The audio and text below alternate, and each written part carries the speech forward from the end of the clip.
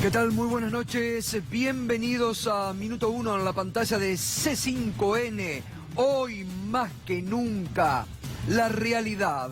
Lo que no te cuentan en ningún otro canal, lo que no te muestran en ningún otro canal, aquí diariamente te lo mostramos, te lo contamos. La realidad, los datos de la realidad. Que no te sigan distrayendo mientras los datos de la economía siguen en picada y los datos de la pobreza siguen para arriba. Esto es lo que te mostramos diariamente mientras otros buscan distraerte de la realidad dura que se vive en la República Argentina. Hoy se conocieron nuevos índices. El índice de inflación sigue altísima. Deuda pendiente de Mauricio Macri. El índice de pobreza que mide la Universidad Católica Argentina, el Observatorio Social de la UCA, para arriba. Otra deuda pendiente del gobierno de Mauricio Macri, que demagógicamente y con el relato con el que asumió este gobierno nos prometía pobreza cero. Lejos de ese eslogan, lamentablemente, la pobreza sigue creciendo en la Argentina. 33.6 es un número frío. Vamos a ver enseguida cuántos son. Pero ¿sabe lo que más duele? Cómo ha crecido la pobreza entre los niños de la Argentina. 51,7% ha trepado.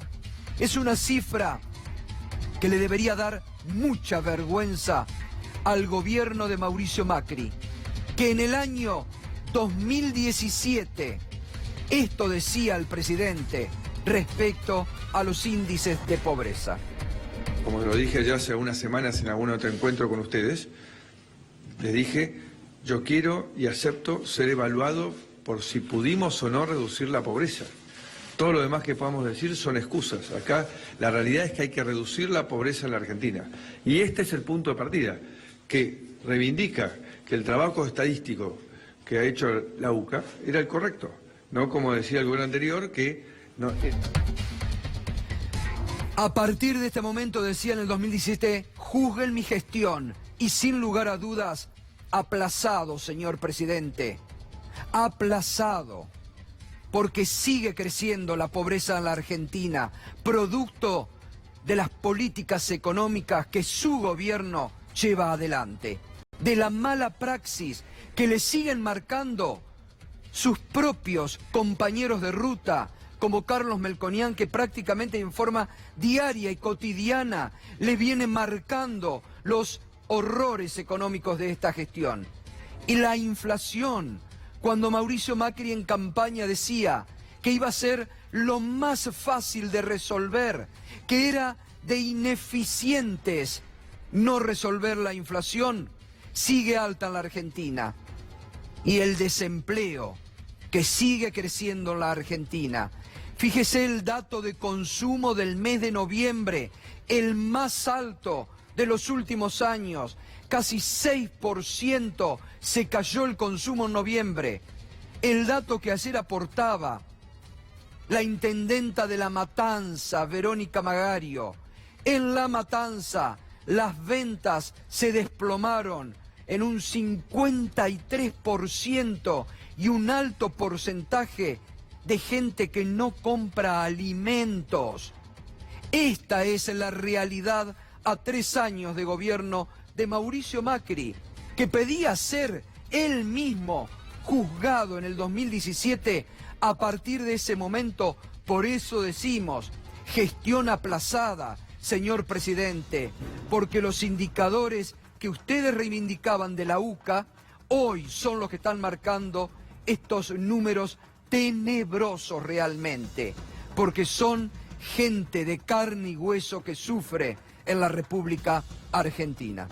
Vamos a ver el desglose de estos números que suenan fríos, pero que son personas de carne y hueso que lamentablemente van cayendo después de haber recuperado un nivel de dignidad. Otra vez caen en la pobreza en nuestro país. Más de 13 millones de pobres son y tiene la Argentina.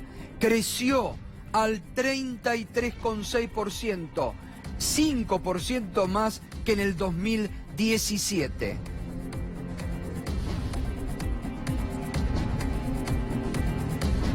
En el 2015, la pobreza se ubicaba en el 29,2, siempre con los datos del Observatorio Social de la UCA. En el 2016, primer año de Cambiemos, año de recesión, porque Cambiemos paralizó el crecimiento económico que venía obteniendo en su último año el gobierno de Cristina Fernández de Kirchner, que le entregó a Macri, según el INDEC de Macri, una economía en crecimiento del 2,7%, pues Macri derrumbó la economía en el 2016 y la pobreza creció al 32,3%. En el 2017, año electoral, la pobreza bajó al 28,2% y ahora trepa después de la superdevaluación de este año, de la recesión económica en la que se encuentra en la Argentina, con el desempleo alto, la pobreza crece al 33,6%. Es el dato más alto de los últimos 10 años en la Argentina. Otro récord de Cambiemos para la economía negra de este gobierno. Y fíjese los datos de indigencia. Mire, en el 2015 la reciben en el 5% la indigencia. Crece en el 2016 al 6,1%. Logran bajarla al 5,7%.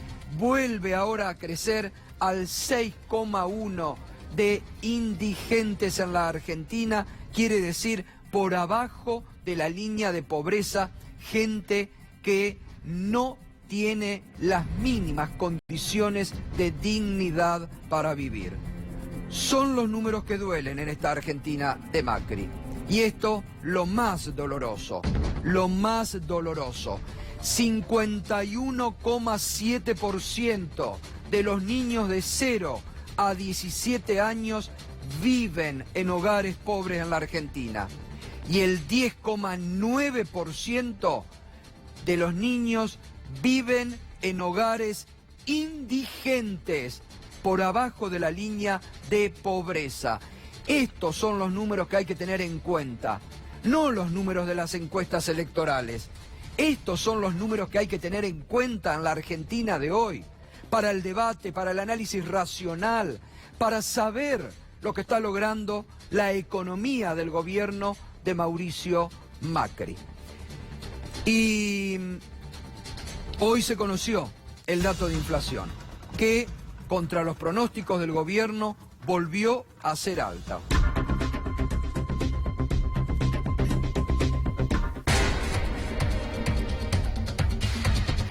...3,2% la inflación del mes de noviembre, el acumulado en el 2018, 43,9%, 3,2%.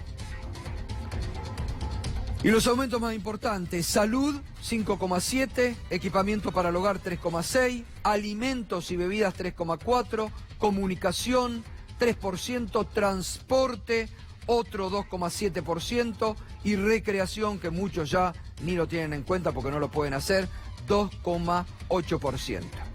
Fernando, números que impactan todos los que estamos mostrando. Buenas noches. Buenas noches, Gustavo. Y estabas repasando esos números. En el año, el transporte acumula un alza de 62,9%. El mantenimiento del hogar, 47,3%. Y alimentos, 48,6%. Todo por encima de la inflación promedio, que en el año, como decías, es de 43,9%. Estos tres ítems que te elegí son los que más impacto tienen sobre la familia. Y eso es lo que después se refleja en los índices de pobreza que muestra la UCA. En la Argentina la pobreza se mide por el nivel de ingresos. El INDEC está intentando modificarlo e incluir otros factores como el acceso a la vivienda, al agua, a la electricidad, a determinados servicios, con la idea de no solo se mide pobreza con ingresos, sino por el acceso a una canasta más amplia de bienes y servicios. Hay duda de si no está intentando hacer eso para morigerar, para mostrar menor pobreza de la que realmente muestran y reflejan los números de la UCA, Gustavo. Bueno, el riesgo país, otro índice de la era Cambiemos Arriba, los números más altos en los últimos 10 años, 747 puntos, no le da tregua al riesgo país a la economía argentina, ¿eh? Y el dólar hoy volvió a subir, ¿eh? ¿Cómo cerró? 38,80, un dólar que se mueve, que oscila, que busca acercarse a los 40 pesos. Fernando. Sí, hubo un contexto internacional que hoy no lo acompañó mucho y en cuanto el contexto internacional no lo acompaña, le pasa esto. El Banco Central sacó un análisis de la inflación y de lo que pasa con el dólar y dice que la situación todavía no la tienen, reconocen totalmente controlada y que por lo tanto van a mantener la dureza de la política monetaria y dicen, este tipo de política monetaria tarda un par de meses en reflejarse después en el resto de los indicadores. Así que según el gobierno vamos a tener que esperar todavía un par de meses para que tengan éxito en lo que están haciendo, Gustavo. Ahora, la verdad que uno no se explica cómo el voluntarismo del gobierno, el relato del gobierno puede estar pronosticando para marzo mejorías en la economía cuando hoy tenemos estos datos tremendos de 33,6% de pobreza, de 53,1% de niños pobres, de 6,1% de indigencia, de la inflación más alta desde el abandono de la convertibilidad en la Argentina. Digo, a 3 años del gobierno de Macri, ¿qué número positivo puede exhibir el gobierno de Macri? Ninguno.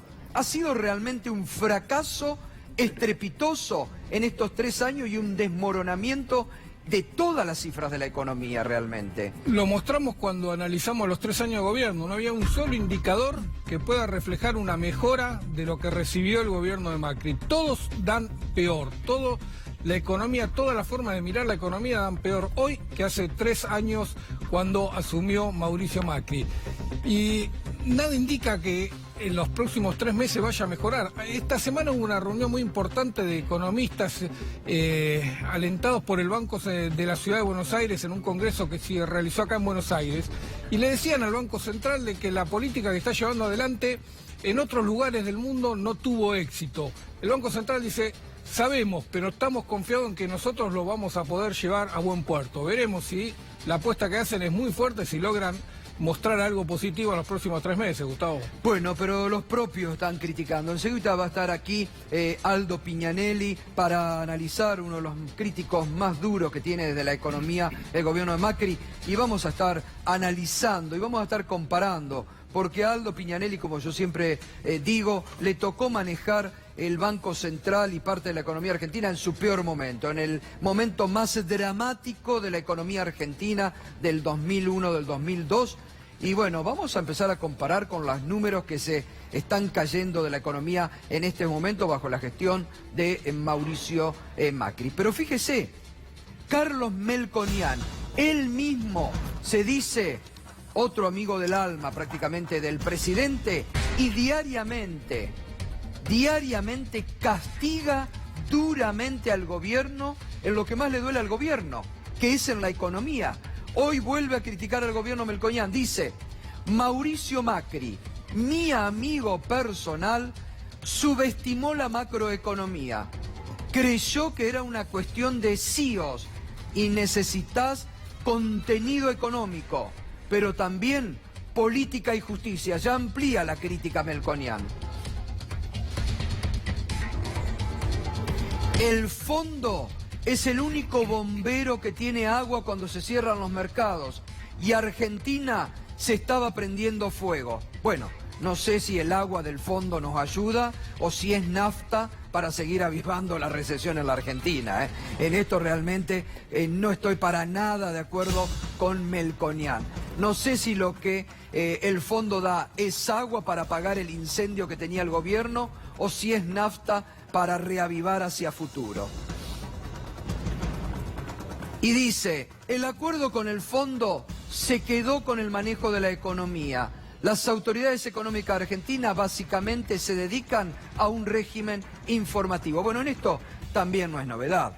en esto nosotros lo venimos diciendo. El gobierno de Macri ha tenido hasta eso, ha fracasado hasta en eso, entregó el manejo económico a la señora Christine Lagarde.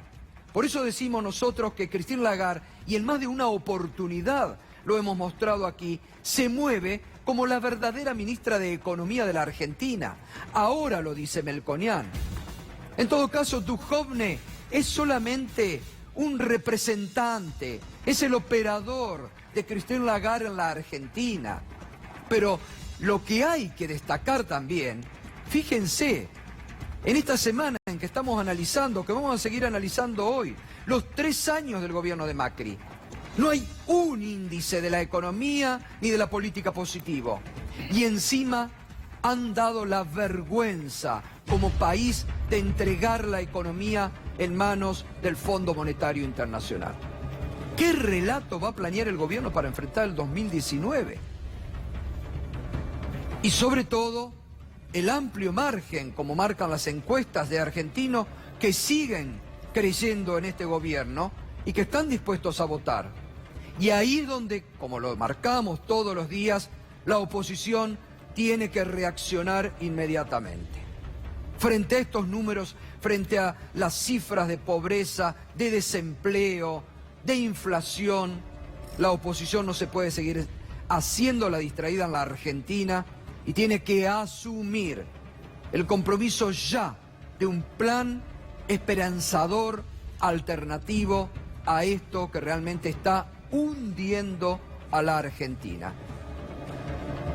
Y no lo decimos nosotros, lo dicen las estadísticas. Lo dicen las estadísticas, las propias estadísticas del gobierno. Bien, Gianfranco Macri estuvo hoy en los tribunales y a la salida, entrevistado por nuestra colega Mercedes Ninzi, decía lo siguiente. Yo quedo todo aclarado y no tenemos nada que ver. No tienen nada que ver, o sea, nunca pagaron una coima. Nunca en mi vida. Nunca en su vida. ¿Su padre tampoco? Pregúntele a mi padre. Ajá. ¿Pero usted cree que su padre nunca pagó una coima? Pregúntele a él. Gracias. Pregúntenle a mi padre, por eso el hashtag de esta noche es Pregúntenle a Franco. Está muy claro, lo analizamos el otro día aquí con la diputada nacional Gabriela Cerruti y con Luis Conde, quien fue abogado de la familia Macri durante muchos años, que toda la estrategia del clan Macri, incluido Mauricio Macri, es echarle la culpa a Franco. Lo decía aquí clarísimo Gianfranco Macri. Este es, pongámoslo de nuevo, para que lo vea, para que usted lo conozca. Este es el hermano del presidente que blanqueó, gracias al decreto del presidente, 600 millones de pesos. Este es Gianfranco Macri, el que blanqueó 600 millones de pesos gracias al decreto de su hermano, el presidente Mauricio Macri. Y que hoy sale, así porque con una actitud bastante subestimando a la colega que le preguntaba, muy autosuficiente, se retira, dicen, pregúntenle a mi padre. Esa es la estrategia de el clan Macri. Volvamos a escucharlo. Yo quedo todo aclarado y no tenemos nada que ver. No tienen nada que ver, o sea, nunca pagaron una coima. Nunca en mi vida. Nunca en su vida. ¿Su padre tampoco? Pregúntele a mi padre. Ajá. ¿Pero usted cree que su padre nunca pagó una coima? Pregúntele a él. Claro. Y dicen, pregúntenle a mi padre. ¿Y cuál es la estrategia de la familia Macri? Decir, como ayer lo decíamos, no sé si Charlie lo tenés ahí a mano, discúlpame que te lo pida al aire, cuando el propio primo presidencial Jorge Macri decían, y Franco está viejito, está perdido, ya no sabe. Escúchelo, mire la estrategia de la familia Macri. Franco está viejito, está grande y está en una situación en la que creo que va a poder aportar muy poco en una declaración.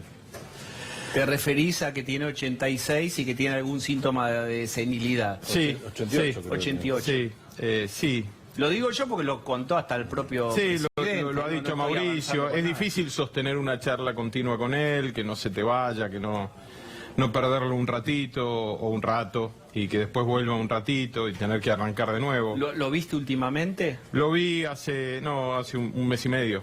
¿Y veías esto? Sí, y duele.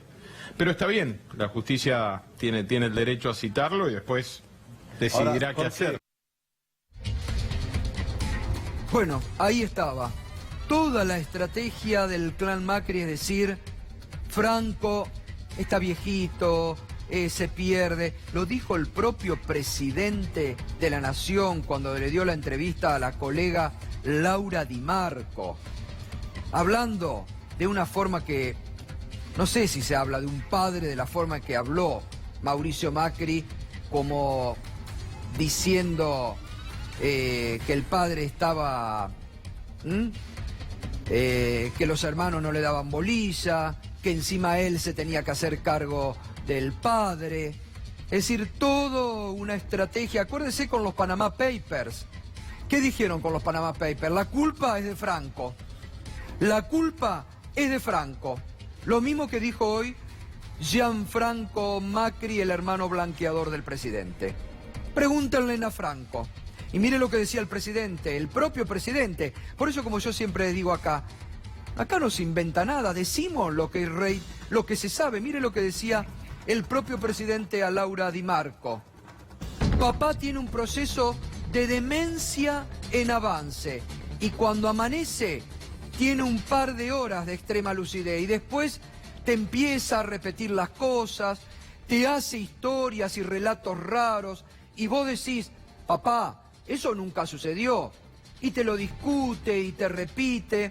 Entonces llega un momento que decís, papá, por favor, encima, siendo al que más torturó, esto dice Mauricio Macri de su padre, encima, siendo al que más torturó, soy el que más bola le doy. Mis otros hermanos ya ni le atienden el teléfono. Lindos hijos, ¿eh? Entonces, encima, yo me tengo que hacer cargo de asumir... Bueno, ayer lo adelantaba Darío, Bonadío, que hoy no le aceptó a Gianfranco Macri una postergación, va a mandar al cuerpo médico forense, a la casa de Franco Macri, para que le hagan los exámenes y determinarán ellos qué hay que hacer con Franco Macri, que hoy tenía cita en los tribunales. Vamos a ver el escrito que dejó Gianfranco Macri.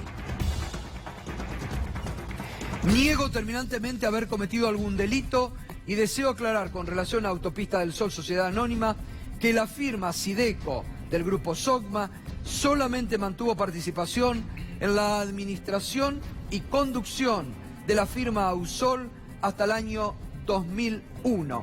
Ahora, sin embargo, Fernando, ¿no vendió las acciones en el año 2016 o 2017 la familia Macri que tenía en Ausol? Sí, claro, vendió en 2016 después del aumento claro, que dio... el 50%. Exacto, después del aumento que dio en los peajes, vendió la participación que tenía en esas dos autopistas. En la Autopista del Sol era la participación que tenía el grupo Macri.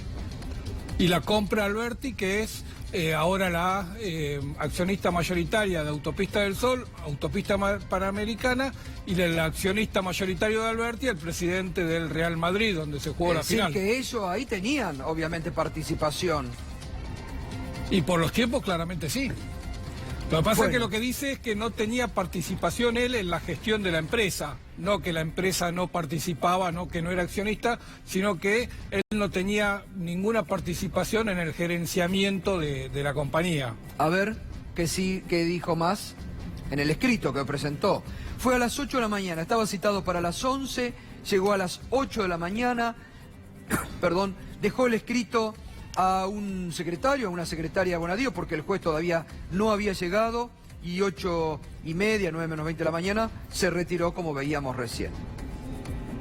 Quiero dejar aclarado que nunca ejercí ningún cargo directivo ni operativo en Autopistas del Sol, y que durante el periodo aquí investigado estuve volcado al desarrollo de un proyecto personal que se desarrolló por fuera de Sogma. Ni el grupo Sogman ni nadie de la familia Macri a título personal tuvo jamás relación tanto económica como societaria con Autopistas del Oeste. Pero en todo este entramado, en este mundo Macri, donde ahora Gianfranco, el primo, Mauricio, dicen, pregúntenle a Franco, nosotros no tenemos nada que ver. Vamos a lo que esta semana, con mucho conocimiento, decía la diputada Gabriela Cerruti, que en su faz de periodista realizó 2 libros sobre el clan Macri, y Luis Conde, que durante 10 años fue abogado de Sandra Macri y durante 5 años abogado de Franco Macri. Mauricio y Gianfranco manejaron Sogma, no Macri Group ni no Framac, porque esa fue la creación posterior que tuvo que hacer él con los chinos para poder ser asesor senior y trabajar con Nuria y poder lograr los éxitos que se logró entre los chinos y el gobierno argentino. ¿Y usted cree que esta causa lo puede rozar al presidente? Totalmente. No creo nunca que Mauricio haya dejado nada. Es el actor intelectual de todo. Por eso coincidí. Mauricio nunca dejó nada. Es más, Franco en un momento elige a Mauricio como su sucesor, después se pelean en ese momento, como dice efectivamente. Porque el manejo de la empresa, más allá de todo, lo tuvo siempre Mauricio. Mauricio y Mafioli. ¿Por qué? Porque siempre él pensó, Franco pensó equivocadamente, que Mauricio le iba a seguir los negocios y le depositó la fe. Él me plantea que Mauricio no es Macri, que Mauricio es Blanco Villega. Y yo le digo, pero ¿y qué tiene que ver eso? Y me dice, es campo. Mauricio es puro campo, nada más que campo. Y yo soy lo opuesto, yo soy Macri y yo soy industria. ¿Hay secretos no contados del clan Macri que usted sabe? Por supuesto, y no los voy a decir nunca.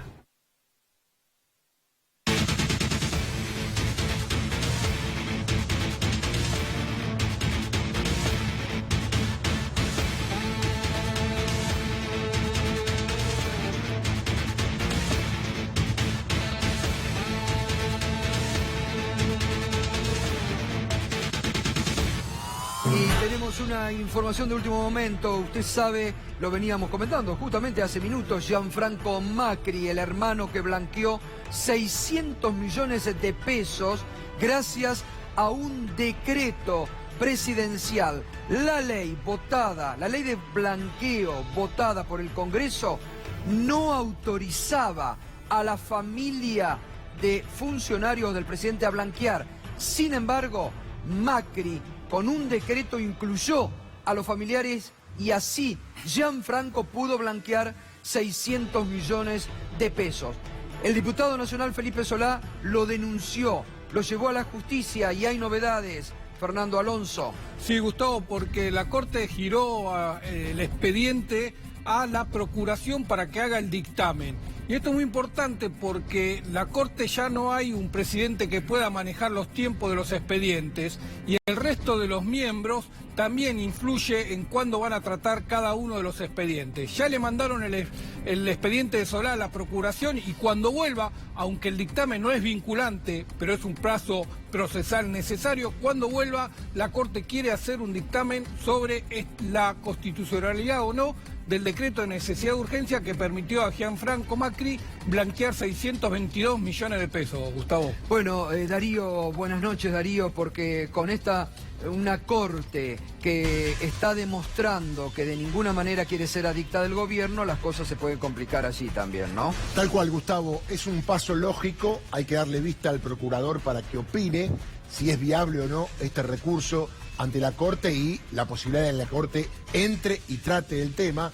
Esto no tiene plazos, pero está bueno que se analice la viabilidad constitucional de ese decreto que primero era por una falta de acción.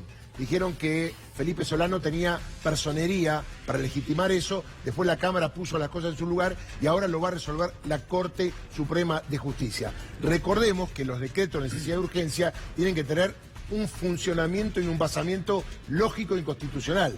Necesidad y urgencia. Parece ser que este no era el caso, el blanqueo de dinero a la hora de la sanción de ese decreto. Así que habrá que esperar el dictamen de Casal y finalmente los 5 miembros de la Corte tendrán que votar a favor o en contra de lo que está pidiendo Felipe Solá ya desde hace bastante tiempo, Sí. desde el mismo día que se sancionó el decreto. Un procurador muy adicto al gobierno, hay que marcar esa salvedad, ¿no? Sí, El de procurador todas Casal, muy adicto al gobierno. De todas maneras, como decía, no es vinculante el dictamen No, del procurador, no. ¿no? Así que... No. Y esto está generando, me dicen, preocupación en Casa de Gobierno porque creían que la Corte lo iba a rechazar sin más. Que cuando se enteraron que giró el expediente, que hay alguna sensación de preocupación por lo que pueda pasar. Bueno, una preocupación más para la familia presidencial, para el clan Macri, sorprendidos como están de la decisión de Claudio Bonadío de llamarlo a Franco, a Gianfranco y a los dos CEOs importantes. Darío, que hoy también sí fueron a declarar, ¿no? Exactamente. Llama la atención, Gustavo, que todos negaron y todos se fueron a su casa. Lo digo porque hay un montón de empresarios, ya no exfuncionarios, que dijeron lo mismo que Gianfranco Macri. Yo nunca pagué coimas, qué sé yo. Oscar Tomás, Gerardo Ferreira, Miguel Lascurain. Sin embargo, fueron detenidos y alguno tiene prisión domiciliaria. Llama la atención que en este momento ya no se detiene más a ninguna persona. Claudio Uberti es el mismo que declaró contra otras personas y que eventualmente Bonadío haya buscado a algunos y a estos, entre comillas, no los mete preso, aclaro, porque no corresponde, hable de alguna manera de una medición evaluatoria de Bonadío de las circunstancias de modo, tiempo y lugar que lleva este expediente. Creo, Gustavo, que el expediente se le fue de la mano, se ha convertido en un mamarracho, pero lamentablemente hay muchas personas detenidas injustamente porque, repito, no hay sentencia definitiva, están procesados y siempre hablamos acá del abuso de la prisión preventiva. Lo que dijo hoy Gianfranco, entre paréntesis, lo dijiste vos en la radio, se ve que ningún medio hegemónico se enteró que Gianfranco fue a los tribunales. No había motos, no había autos blindados, fue muy temprano, se fue sin ningún tipo de inconveniente. Es decir, que a los medios no les interesa cuando los Macri van a declarar o alguien vinculado a este gobierno. Cuando van del gobierno anterior o empresarios vinculados al gobierno anterior, hay un lío bárbaro y van todos. Por eso, me parece que la vara es muy injusta y repito, hay muchos que están mirando este canal que están detenidos en Ezeiza por esta causa. Y dijeron lo mismo, yo nunca pagué coima. Y presentaron un escrito, igual que Gianfranco. ¿Por qué Gianfranco se fue a su casa como corresponde y por qué los otros no? Bueno, esto es lo que está generando en la Cámara Federal un ruido bárbaro. El accionar de Bonadío es arbitrario a la luz de lo que han dicho ya varios defensores que han pasado por este programa. Y ahora además se ha sumado que los fiscales están también en cortocircuito con, se ha abierto una grieta muy grande entre los fiscales Stornelli y Rívolo con el juez, ¿no? Así que se viene complicando. Sí. Y la Cámara Federal es la que tiene que determinar ahora. Claro, mirá, se especulaba que esta semana iba a salir el fallo. Dicen que la semana que viene quedan 11 días hábiles en los tribunales. Y alguno dijo que a lo mejor lo pasan para el año que viene. Sería llamativo porque hay personas detenidas. Pero estamos expectantes acerca de la corrección que tiene que hacer la Cámara. Leopoldo Bruglia, Pablo Bertuzzi, de un montón de desprolijidades que tiene Claudio Bonadío. Esas desprolijidades tienen que ver, en muchos casos, con la detención de varias personas. Y respecto a lo que decís vos, ya el pedido de prisión a Paolo Roca le hizo mucho ruido a Bonadío. Porque la pregunta era, ¿por qué no lo pidieron antes? Y sí después que yo dicté el procesamiento. Esto es un ruido bárbaro que está haciendo entre Stornelli y Rívolo, que aparentemente van por un lado, y Bonadío que quiere ir por otro. Así es. Bueno, muy bien.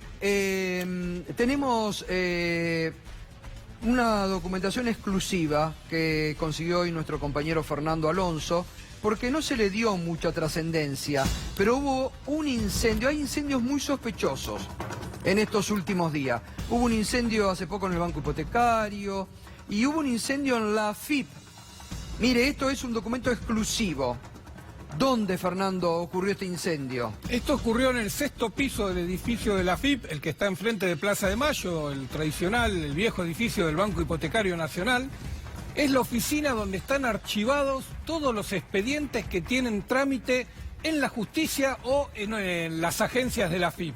Ahí está toda la documentación.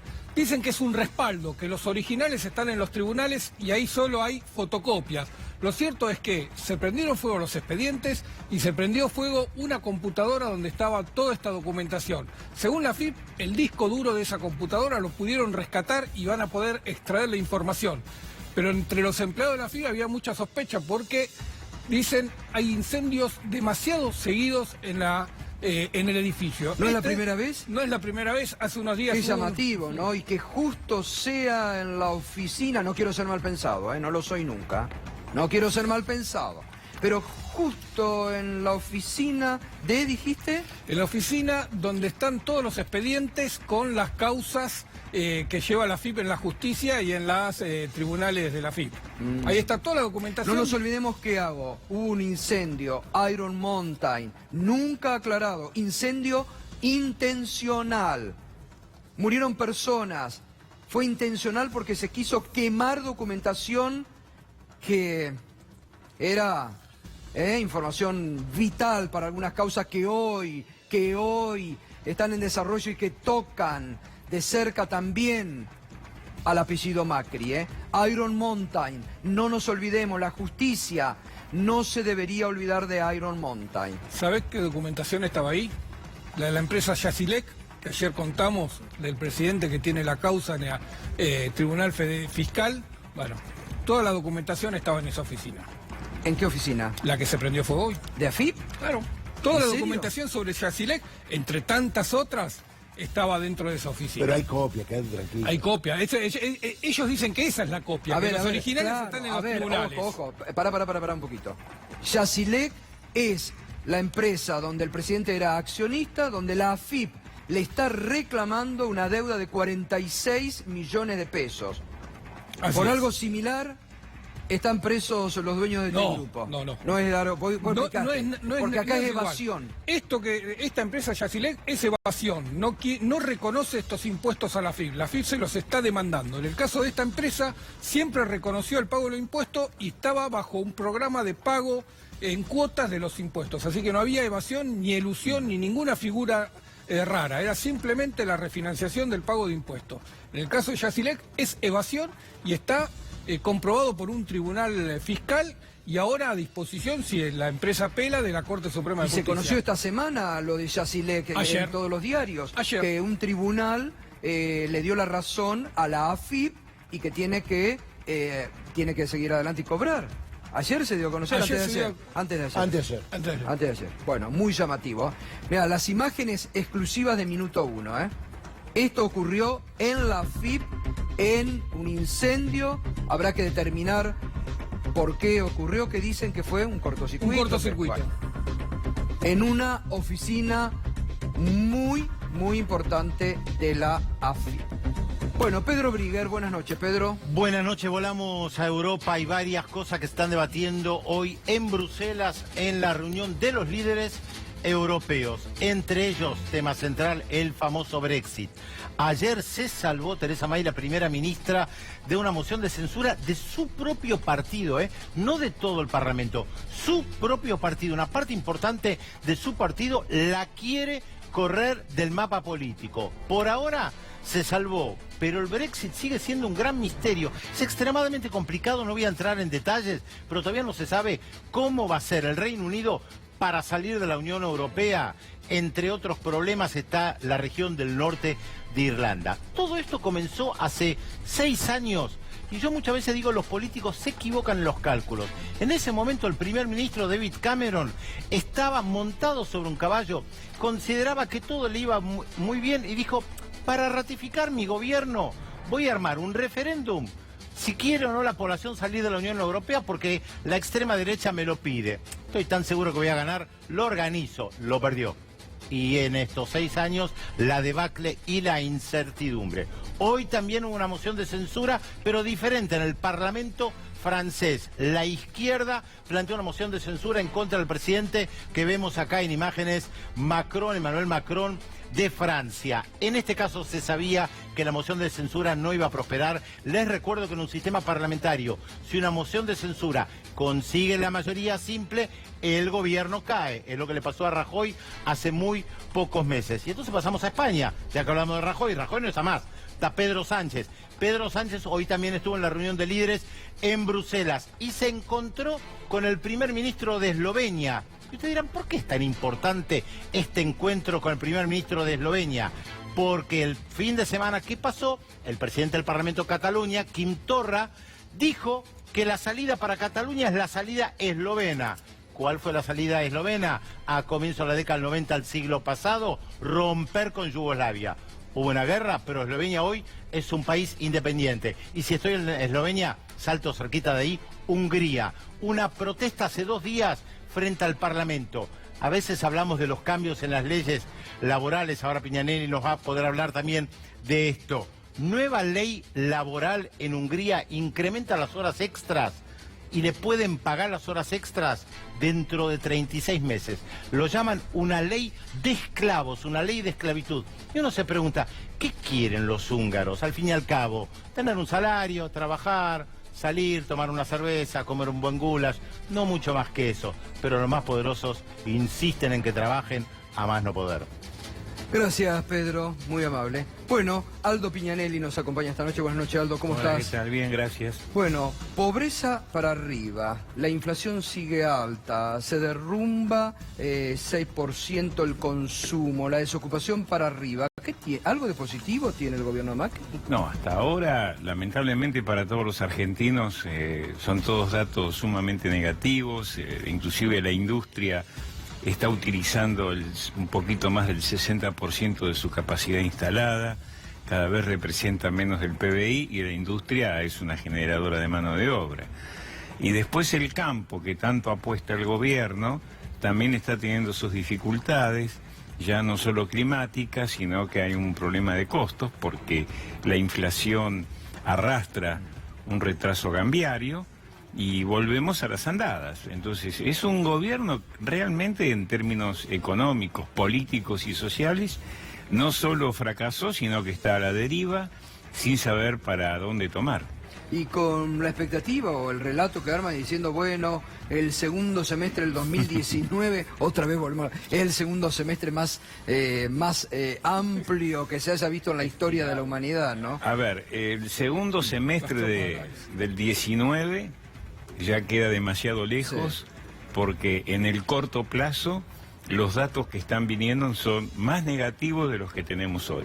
Va a aumentar aún más la pobreza. Hoy se publicó la pobreza que trimestralmente informa la Universidad Católica, datos a septiembre, casi el 34% de pobreza, pero todavía no capturó ese dato la altísima inflación de octubre, noviembre y diciembre, con lo cual se estima para fin de año una pobreza cercana al 40%. Es tremendo, tremendo. En un momento en que realmente el gobierno había hecho una apuesta para que eso no ocurra. Bueno, hoy calculaba, estimaba Daniel Arroyo que el gobierno de Macri el año próximo puede terminar con 20 millones de pobres. Sí, porque la inflación es una fábrica de pobres y cuanto más alta sea la inflación, más pobreza vamos a tener. Es probable, no digo que vaya a ocurrir, hay una cierta probabilidad que la inflación sea un poco más baja que este año. No soy tan optimista como dice el gobierno y la mayoría de mis colegas. A mí me da un piso de inflación para el año que viene del 35%, que sigue siendo altísima. Claro. Hoy vamos a tener este año una inflación anual de arriba del 48%. Ajá. Fíjate vos una cosa, ayer los diarios, como decía acá el periodista Fernando. afectos Darío, al gobierno, que hablan de lo que les interesa. Ayer interesaba hablar de la inflación que hoy anunciaba el INDEC y decía que iba a estar muy por debajo del 3%. Sí, fue el de verdad. 3,2%. Fue el 3,2%. Vos sabés que el 3,2% es lo que yo informé a mis clientes para octubre en el mes de septiembre, ¿no? Mirá, muy bien. Y tengo arriba del 3% para diciembre y veremos qué pasa. Pero hay un dato. Las tarifas, según el propio gobierno, en los primeros meses del año que viene, se tienen que incrementar un 70%, luz, gas y transporte público. Es decir, que va a disparar de nuevo la inflación. Y hay un tema muy complicado ahí, que yo quiero explicar rápidamente. A pesar de haber aumentado 1000% las tarifas, hoy el subsidio económico a las tarifas es más alto que hace un año. En el mes de octubre, el gobierno tuvo que pagar 30.000 millones de pesos de subsidios por subsidiar a las empresas petroleras, a las empresas energéticas y a la de transporte. Es un número que duplica lo que había estimado el gobierno. Si vos analizás los 30.000 millones de pesos, son 360.000 millones de pesos solo de subsidio anualizado. Claro. Eso te da algo así como 10.000 millones de dólares al año. Tremendo. Y el gobierno tenía en su presupuesto del 2019 la mitad de ese monto. Con lo cual, lograr el déficit cero en el 19 antes de pagar intereses cada vez luce menos probable. Y el otro tema es el pago de intereses. Ahora se está blanqueando la realidad. En el informe de octubre, el gobierno tiene que ir contabilizando los intereses que se pagan, que hasta ahora venían ocultando la realidad, y vamos a terminar pagando este año más de 600.000 millones de pesos de intereses. Esos son 20.000 millones de dólares. Tremendo. Para tener idea en dónde está parada la economía argentina. Entonces, los datos son muy negativos. Yo creo que el gobierno... Ahora, ¿qué manejo hace el gobierno de la economía? ¿Hace alguno, como dice Melconian, ya le maneja todo el fondo? Bueno, el Fondo Monetario no está conforme con los resultados de esta economía. Lo sé positivamente porque hay algunas conversaciones al respecto. Pero si ellos lo guían. Sí, ellos lo guían, pero hay incumplimiento. Es verdad, ellos lo guían y avisale a los que prendieron fuego en la FI que según Melconian el fondo es un buen bombero, por lo menos que vaya a la FI apague ese fuego. Parece que ni para eso sirve. Ahora, voy a lo siguiente. El Fondo Monetario no quiere que se atrase el tipo de cambio. ¿Por qué? Porque hay una fuerte fuga de capitales. Y a la gente que me está escuchando, ya avisé, desde que está Macri, es la 6ª vez que aviso. Hay mucha fuga de capitales. No te va a alcanzar la guita del fondo para cubrir las necesidades de dólares. ¿Y entonces? Porque la guita del fondo te alcanza para pagar la deuda, amortización de capital e intereses, pero no la fuga de capitales. ¿Y entonces? Este año, cuando cerremos, la fuga de capitales va a llegar a 30.000 millones de dólares. Y para el año que viene, siendo optimista, y ahora voy a explicar, el tema son 20.000 millones de dólares de fuga. Esos 20.000 no te los da el fondo, porque el fondo no financia fuga de capitales. Entonces, ¿cómo se evita la fuga de capitales? Vos tenés que tener un dólar competitivo. Para el fondo, el valor del dólar hoy tiene que estar entre 42 y 44 pesos, está en 38. Segundo, tiene que haber un mínimo de control de capitales. No se puede alegremente dejar que cualquiera compre cantidades de dólares y se los lleven fuera del sistema argentino. Cualquier país serio en el mundo eso no lo permite. Entonces, el año que viene, a partir de febrero o marzo, e inclusive en un año electoral que es pura incertidumbre, va a comenzar una fuerte fuga de capitales y eso va a obligar a devaluar y eso va a retroalimentar la inflación y la pobreza y van a tener que ajustar las tarifas, pero no se van a animar porque si ajustamos la tarifa la gente no los va a votar. O sea, la verdad, han generado la tormenta perfecta por ineficacia, por desconocimiento, por soberbia y como yo digo en todos lados, el mejor equipo de los últimos 50 años se transformó en el peor equipo de la existencia de la República Argentina. Porque me remito a los resultados. Totalmente. Ahora, con razón esta semana Paolo Roca salió a decir el tipo de cambio está retrasado. Sí, comienza porque, a ver, ¿por qué se retrasa el tipo de cambio? Porque la inflación es alta. Si a vos te dicen los voceros del gobierno, que son estos diarios, de que la inflación de noviembre iba a estar por debajo del 3%. Sí, te lo vendían así, muy optimista. Y dio 3,2, parece poco, pero vos sabés lo que es medio punto por mes más de inflación. Claro.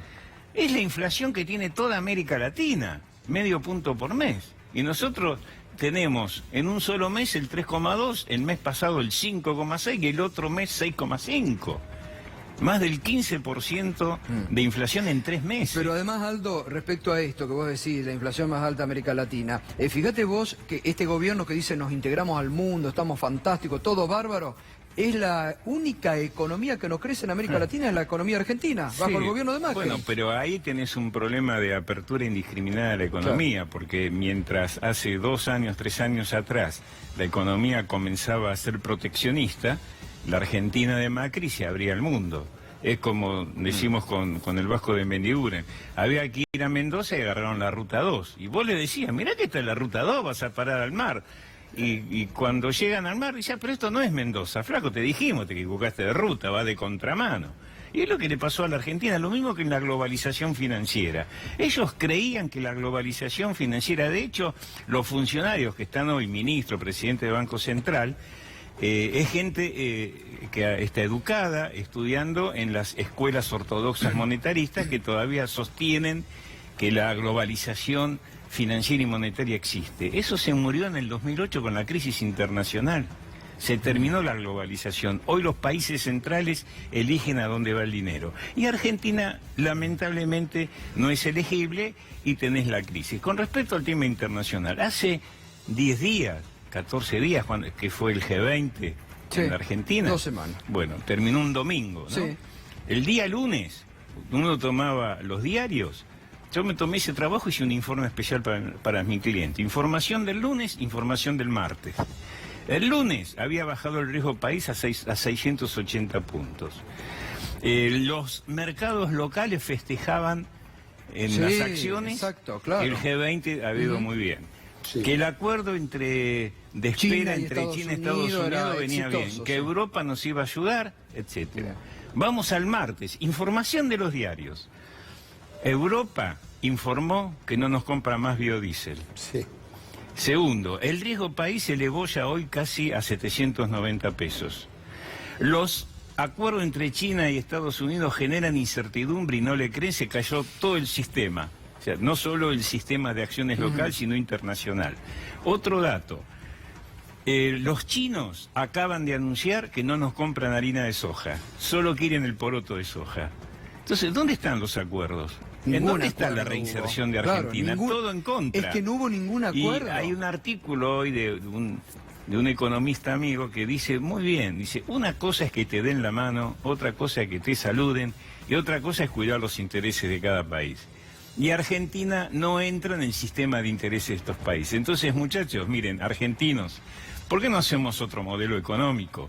Ese modelo económico tiene necesariamente que arrancar con un acuerdo de precios y salarios, tiene que haber una protección al trabajo argentino, tiene que haber un control de capitales, tenemos que volver a un dólar competitivo para tener balanza comercial positiva y tenemos que reprogramar al Fondo Monetario y a algunos acreedores la deuda. Yo no hablo de default como algunos irresponsablemente hablan, de todos los sectores políticos. Argentina sería, si querés, en un programa especial analizar cómo es el perfil de la deuda, eso no hace falta si se maneja bien. Ahora, y la agenda de disculpame, cierro. Sí, no, por favor. Y por favor, discutamos la agenda de crecimiento. Basta de discutir la deuda, basta de discutir los intereses. ¿Cómo crecemos en este bendito país? Exacto. Ahora, toco tu fibra peronista. Sí.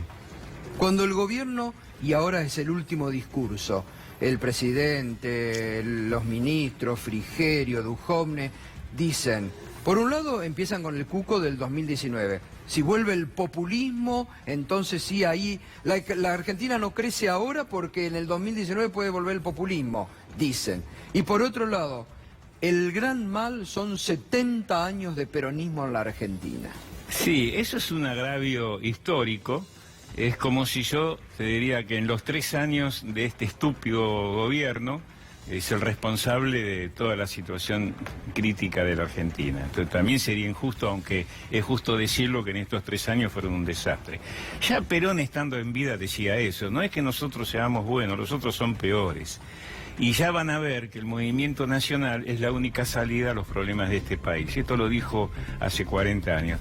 Lo de 70 años ya sabemos que es un cliché de estos sujetos que conforman el gobierno.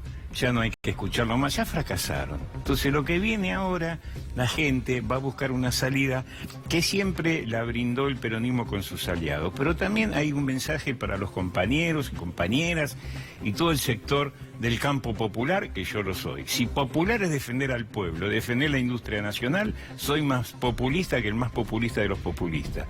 Ahora, necesitamos comprender que hoy la situación de Argentina amerita grandes acuerdos con aquellos que buscan un país que progrese, que se distribuya mejor el ingreso.